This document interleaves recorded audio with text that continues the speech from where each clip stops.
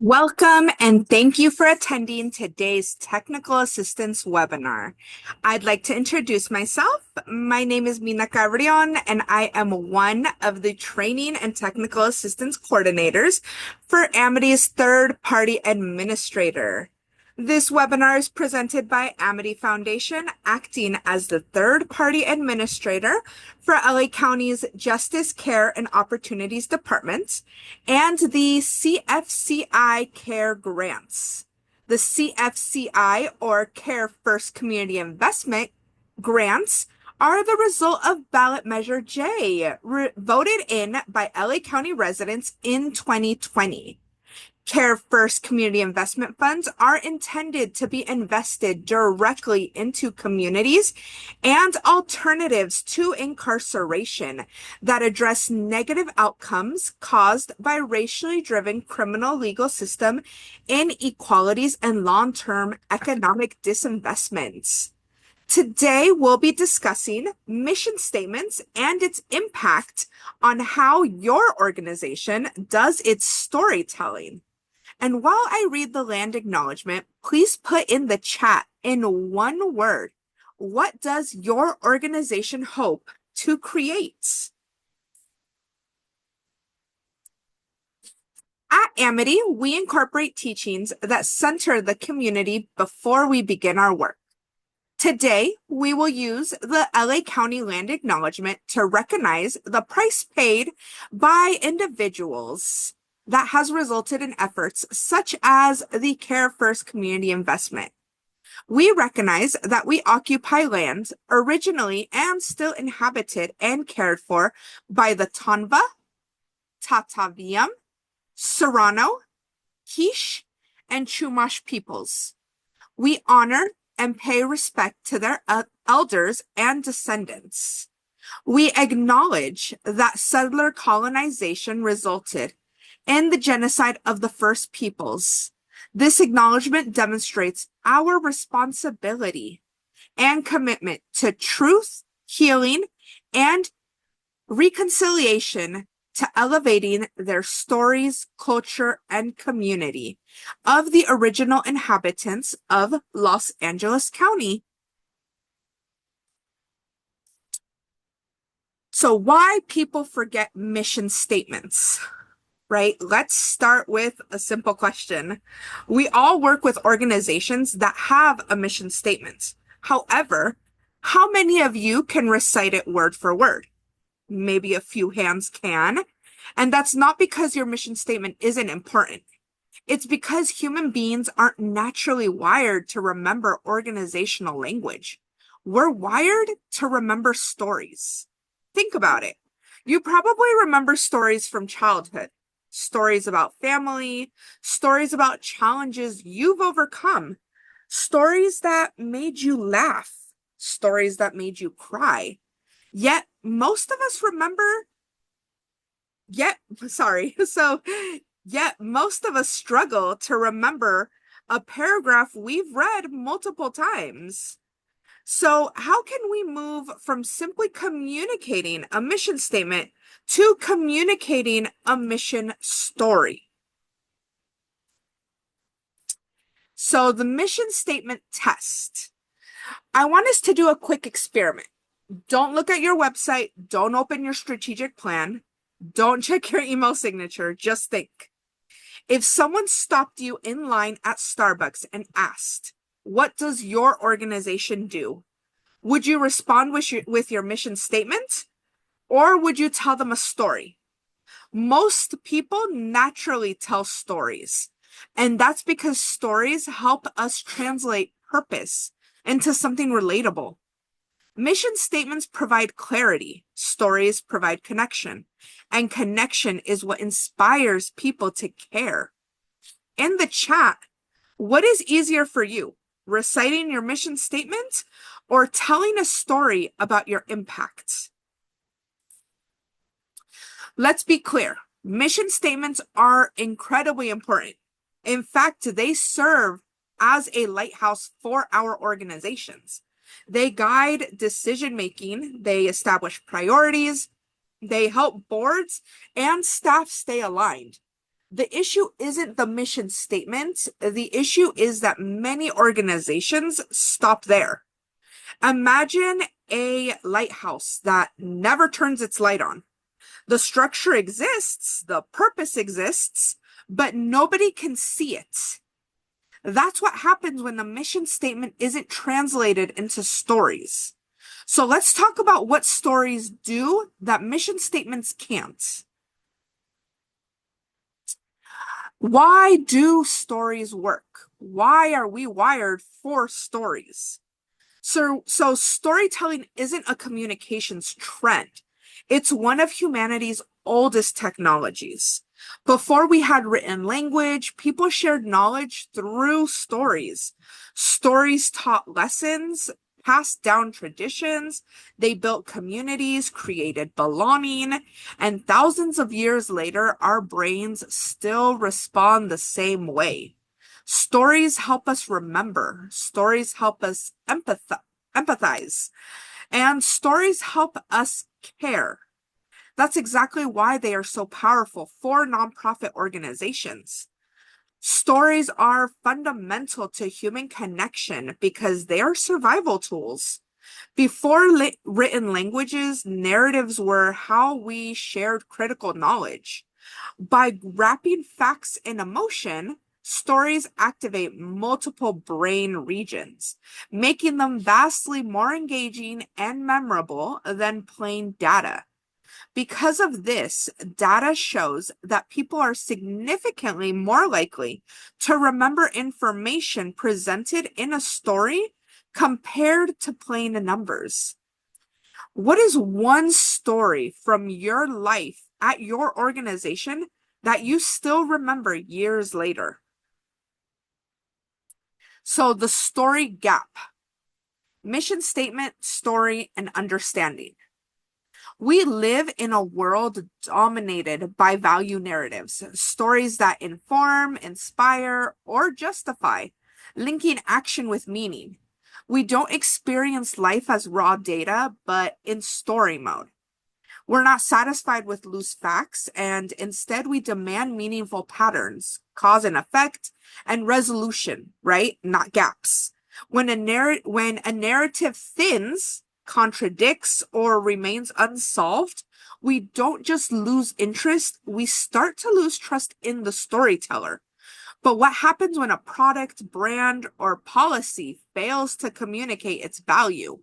What happens inside organizations when researchers can't connect insight with meaning, or designers can't articulate the worth of their ideas? When we can't explain or justify the value of our choices, or when others can't grasp the meaning behind them, holes begin to form in the story we think we're telling. Like the customer gap, this connect is the story gap. Story gaps widen in many different ways. When the value behind an idea is unclear, when that narrative can't carry it, or when the story was never honest to begin with. That's how brands lose loyalty, fads unravel, and public trust collapses. Opportunities can vanish when ideas fail to gain buy-in or investment. It's not that ideas were inherently bad, they simply lack the meaning to connect with the intended audience. This is especially true for analysts, researchers, and designers who must master storytelling. Data needs simple stories to explain the numbers. Research needs qualitative insights to humanize problems and opportunities. Design needs a story structure to explain product decisions, journeys, and reasoning. To close the story gap, value narratives must be credible, transparent, objective, and consistent. For example, Face ID communicated security as effortless, not technical. AirPods retold the audio story as freedom, seamlessness, and movement. Apple Watches reframed a wearable gadget into a health guardian. Privacy campaigns highlighted privacy as a human right, not a menu settings afterthought. So what if nonprofits communicated their missions the same way? What if an after-school program, instead of just tutoring and supervision, they described it as a launch pad for a child's future? A food pantry isn't simply food distribution, it's family stability and peace of mind. A shelter isn't just temporary housing, it's a foundation for rebuilding a life. Closing that story gap isn't only about expressing value, it's also about ensuring transparency to manage expectations. Have you ever tried explaining your mission and watched someone's eyes glaze over halfway through? You're not alone, right? Our expectation is that when we create and write a mission statement, our belief is that it's an amazing mission statement.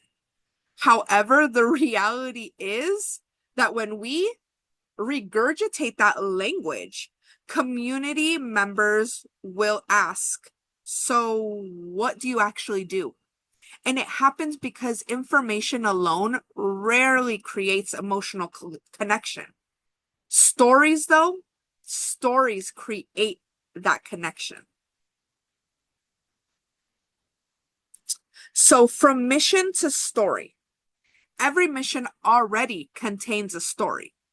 And that's the good news. You already have the raw material. Now you have to rebuild a systematic way to extract and share those narratives. Implementing a repeatable workflow ensures that your team consistently captures stories of people, challenges, opportunity, transformations, and impacts. You don't need to create the stories. You already have them. Every nonprofit story contains 5 elements: the people, the challenge, an opportunity, a transformation, and an impact. Your job is simply learning how to uncover and communicate them. So I want to ask you, think of one person that your organization serves. Now mentally write it down. What challenge existed? What changed? Why do they matter? Why does their challenge matter? And now move it from a mission to a story requires shifting your narrative focus from what needs to be done to why the characters care and how it changes them. Transitioning your narrative from a functional list of objectives to an engaging, cohesive tale that follows a strategic framework. So by shifting the spotlight from your organization to that community member, you build deeper trust, you preserve the dignity, and you empower your beneficiaries. And this may be the most important concept we discussed today. Many nonprofits unintentionally place themselves at the center of the story. They will tell you, we helped, we solved, we fixed, we transformed.